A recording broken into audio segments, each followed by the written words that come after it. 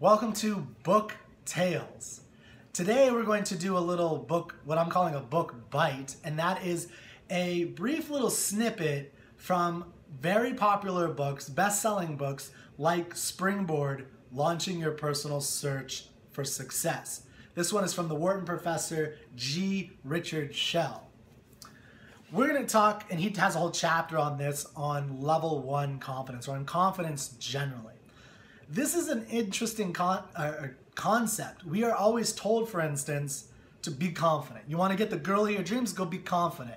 You want to get the job that you've always wanted, just be confident. Well, what does it look like to be confident? That doesn't make sense. You can't just, if you look back at your times of failure in an interview or failure when you're talking to a girl or a guy and say, just add a little bit of confidence to that and you'll be fine. Like, how? What does that actually look like? So today I want to show you really briefly what that looks like. And I want to tell you the story from the book Springboard. And if you wanted to, you can go to www.booktales.org and get the full book summary for Springboard.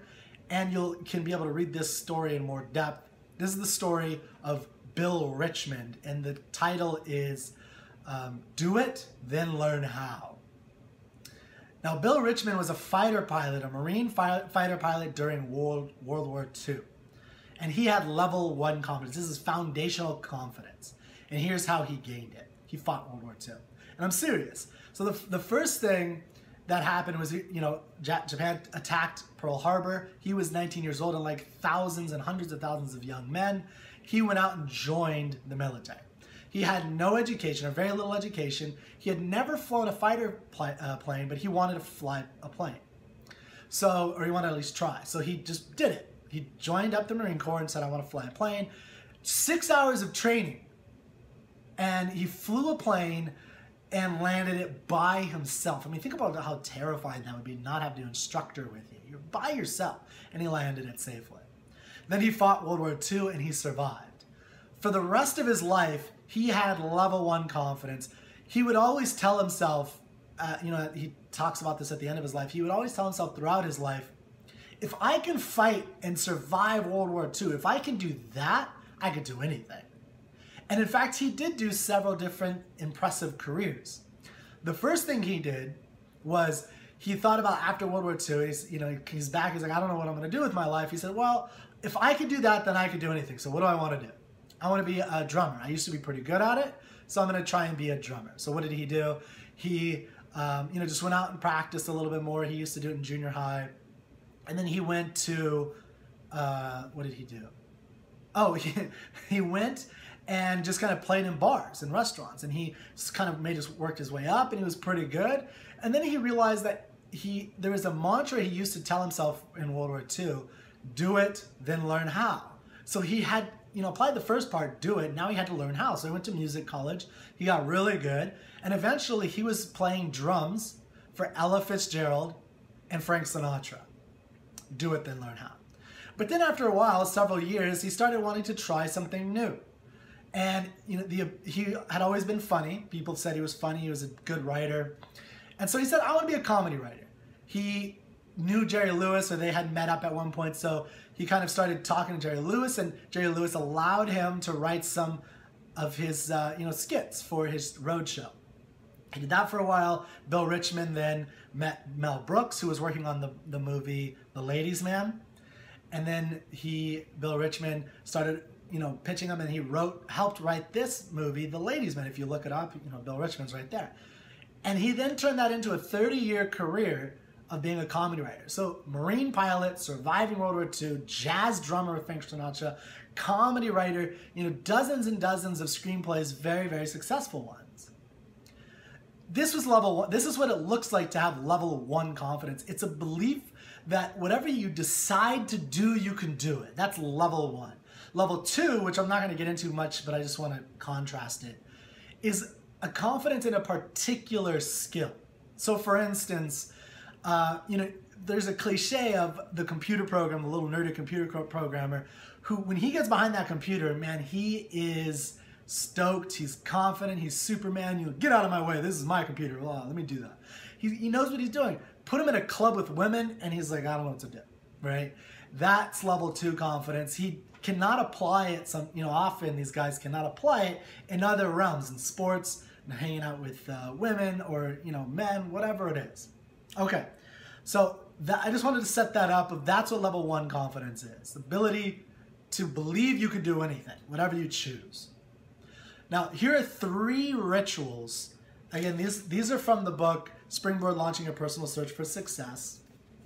And the whole point is to guide you through, what is success, how do you define it yourself, and then how do you achieve it for yourself, given your own unique situation. So there are 3 different rituals. These are just a few for level 1 success, or level 1 confidence. The first ritual, and I'm going to read some of these. I did want to point out, one of the important reasons to have a ritual is that it is important to remember that confidence, like motivation, ebbs and flows. So, you get a couple setbacks in your life and you're going to feel like you're going to feel a little less confident in the meantime. So you need to ebb it. You need to get some more flow of confidence. And these are some rituals to do regularly, weekly, daily, monthly. Okay, number 1, remind yourself of the big picture. Now, Maya Angelou, the novelist, used to sit down before a new big project and get out a yellow notepad and write down her blessings. That's right, her blessings. And, it'd be things like, I'm blessed that I have eyesight. I'm blessed that I can read. I'm blessed that I'm not a slave. She was living during the civil rights era, but she was very aware of the slave, and she was very, it's obviously a good thing she wasn't a slave, despite the fact that there were some injustices in the world.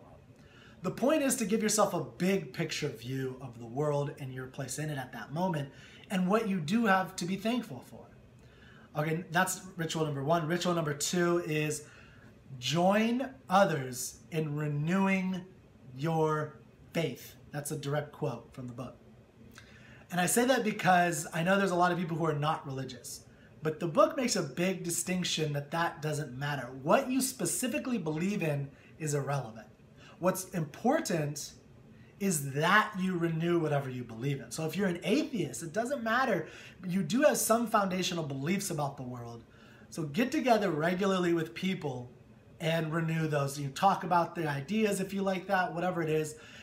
And on a regular basis, and you go to conferences, set up weekly meetings. The model, I think, the ideal model is church every single Sunday.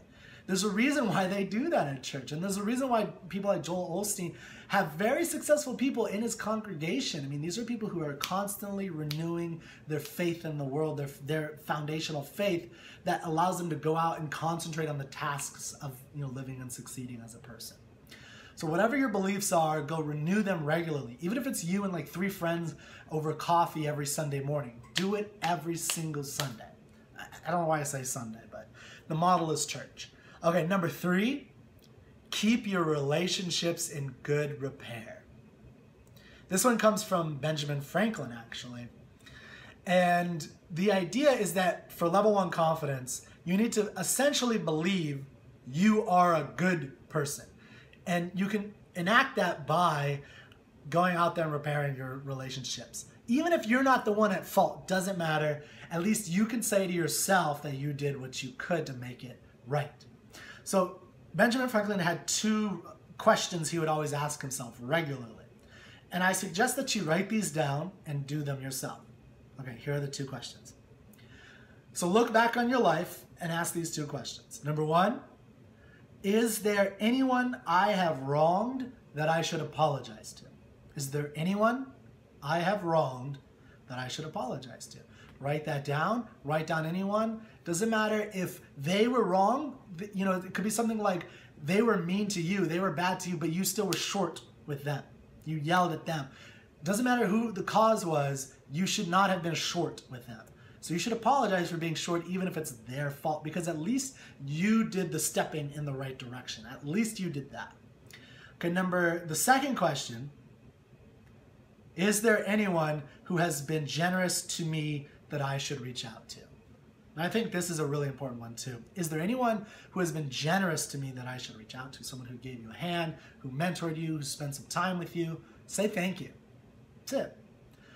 So I hope these rituals help you. There's 3 rituals Remind yourself of the big picture, join others in renewing your faith, keep your relationships in good repair.